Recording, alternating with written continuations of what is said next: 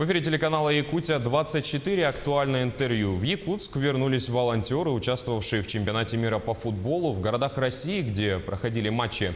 Напомним, почти 9 тысяч человек помогали проводить чемпионат. Именно они стали лицом страны для иностранных гостей.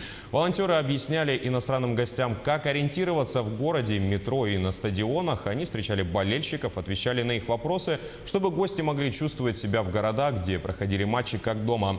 И сегодня у нас в студии в гостях находятся волонтеры по чемпионату мира Нараяна Григорьева и Даяна Никитина. Здравствуйте. Здравствуйте. Спасибо, что выделили время и приехали к нам в студию. И хотелось бы начать наш разговор с вопроса, сколько волонтеров работало на чемпионате мира от Якутии и почему только в Санкт-Петербурге наши ребята работали?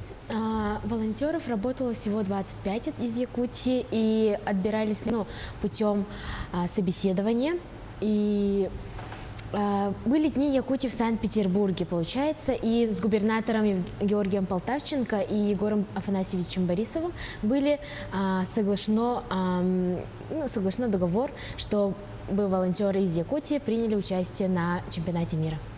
Именно в Санкт-Петербурге? Да, именно в Санкт-Петербурге. На этом чемпионате поставили рекорд по количеству заявок. Всего 177 тысяч человек подавали. Это ни много ни мало практически население города Якутска. Как проходил отбор и как вам лично удалось попасть в число счастливчиков?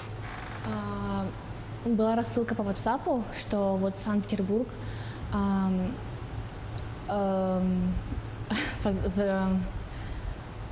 как было? Была рассылка, отбор. И так набирались волонтеры, получается, и проходили собеседование. И мы подали заявки, получается, по этой ссылке, и ждали сообщения, подтверждения о том, что нас отобрали, и уже было назначено время по скайпу собеседования. То есть у вас собеседование проходило по скайпу, да. А у нас в самом городе Якутске и в республике проводилось какой-нибудь отбор? Нет, никакого собеседования. И прочее. То есть все было централизовано через центральные города? Да. А что спрашивали вообще, как проходило собеседование? В основном знание языка, иностранных языков, то есть английского спрашивали, и уровень компетенции, и какие качества должен обладать волонтер. И поделитесь, пожалуйста, для зрителей, какими качествами должен обладать волонтер? Он, конечно же, должен обладать желанием работать на безвозмездной основе, также доброжелательностью, помочь всем, несмотря на его социальное положение. И самое главное было желание волонтера работать. А вот говоря о знании английского языка, каков был уровень знания? То есть достаточно было обычного разговорного языка или еще правописание нужно было знать, тем более английский же язык? Было разговорного. Можно сказать, выше среднего даже приветствуется уровень. Advanced, это получается вообще высший уровень. А если говорить об иностранцах, вам приходилось сталкиваться, наверное, с разными иностранцами, и у них, следовательно, знания английского разные. Как вы выходили из таких ситуаций, когда, допустим, приезжает иностранец и говорит на совсем ломаном английском? Google переводчик. Хорошо. А в каких университетах обучались? До сих пор учимся. Я перешла на 4-й курс СФУ ЯКН. То есть, получается, база английского языка у вас предоставлялась нашим Северо-Восточным федеральным университетом. А говоря о футболе, вы сами болельщицы футбола и что-нибудь до чемпионата мира знали об этом виде спорта? Вообще нет. Раньше мы не увлекались футболом, честно говоря, но благодаря этому чемпионату мира, поняв, прочувствовать его изнутри, мы стали ярыми фанатами. А если стали ярыми фанатами, за кого в итоге болели? Волонтеры не были обязаны болеть именно за какую-то одну команду. Мы были нейтральными, а когда мы одевали гражданскую форму, получается, мы болели, конечно же, за Россию. Но среди футбольных фанатов существует такая поговорка: за кого ты болеешь за Россию, а потом?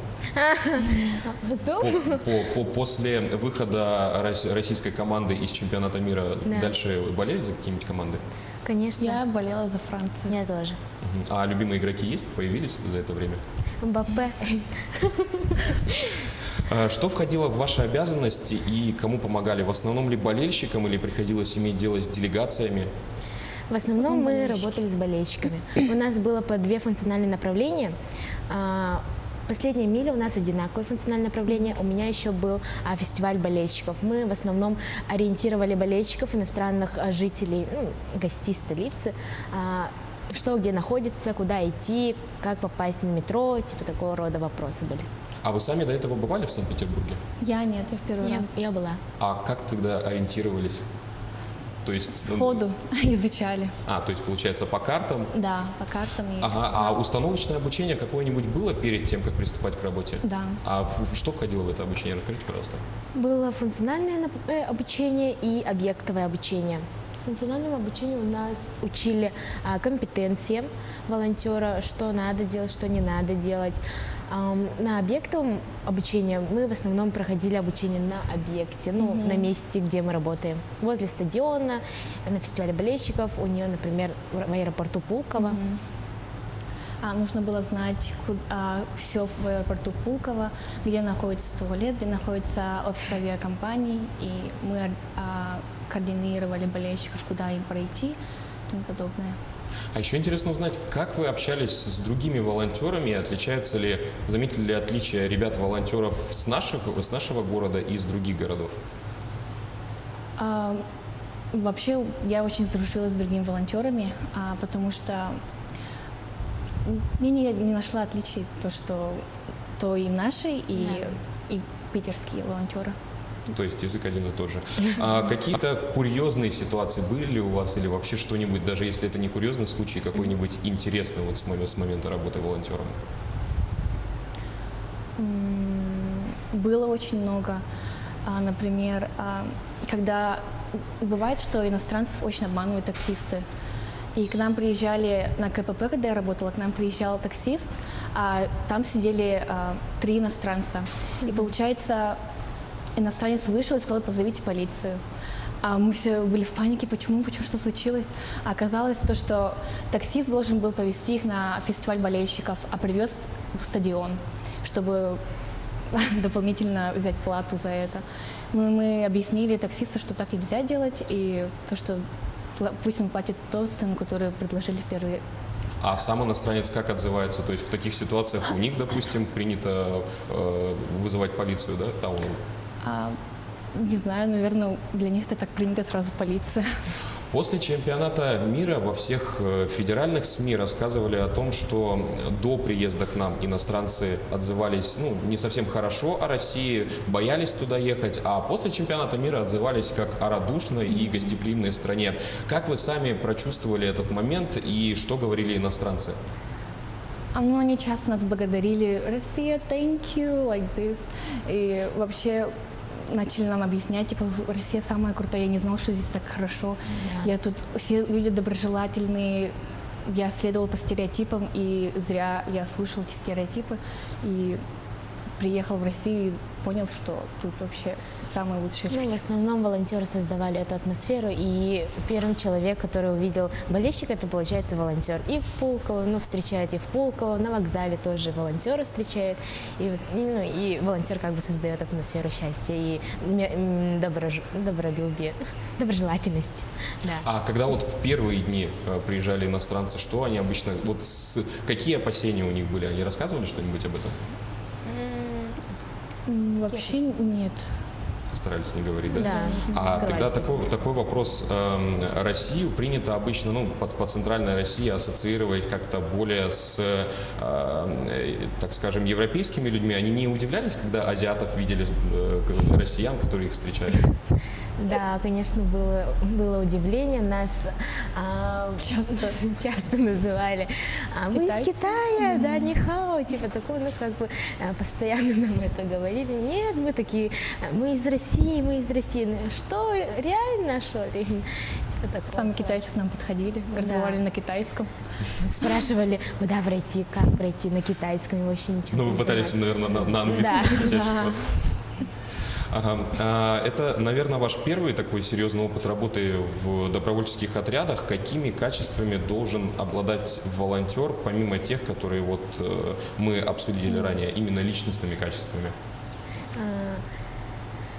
Ну, волонтер должен работать, как он должен понимать, он должен работать на безвозмездной основе, он должен быть доброжелательным ко всем, работать не только на крупных мероприятиях, он должен начинать с самого начала, ну, получается. И социальные волонтеры есть, и инклюзивные волонтеры есть, которые помогают людям с ограниченными возможностями. Есть волонтеры еще спортивные волонтеры есть, работающие. А говоря вот, кстати, о доброжелательности, бывали ли такие ситуации, что волонтеры, ну, не совсем доброжелательно относились к волонтерам и могли как-то спровоцировать на конфликт или вот какие-то вот такие вот ситуации? Нет, таких ситуаций не было. Все волонтеры, они... А на ваш взгляд, как должно развиваться в республике волонтерство и что бы вы сказали людям, желающим стать волонтерами? Ну, по мне, как нужно желание помогать, и нужно быть отзывчивым. И благодаря волонтерству можно посетить увидеть все точки мира. И можно расширить кругозор с помощью волонтерства. И можно также принимать участие, как и мы, на таких крупных, больших мероприятиях международного уровня. Кстати говоря, о точках мира, возникло ли после общения с иностранцами, ну, по-любому же они что-нибудь рассказывали, возникло ли желание съездить в какую-нибудь другую страну, вот именно вот в конкретную после рассказов людей, которые оттуда? Конечно, таких моментов было очень много. Следующее мероприятие, которое мы хотели бы поехать, это Катар 2022 года. Быть волонтерами на чемпионате мира по футболу. А кроме Катара, вот у всех девушек обычно возникает желание во Францию приехать, особенно после того, как пообщаются с французами. Не возникало вот именно вот каких-то вот таких вот желаний? Вроде нет. Мне лично хочу в Бразилию. В Бразилию? Почему именно в Бразилию? Из-за болельщиков. Ясно. Огромное спасибо за беседу. А я напомню, что у нас в гостях сегодня были Нараяна Григорьева и Даяна Никитина. Вы смотрели телеканал Якутия-24 «Актуальное интервью». Сегодня мы поговорили на тему волонтерства на чемпионате мира по футболу 2018. В студии работал Василий Радченко. Оставайтесь на нашем канале.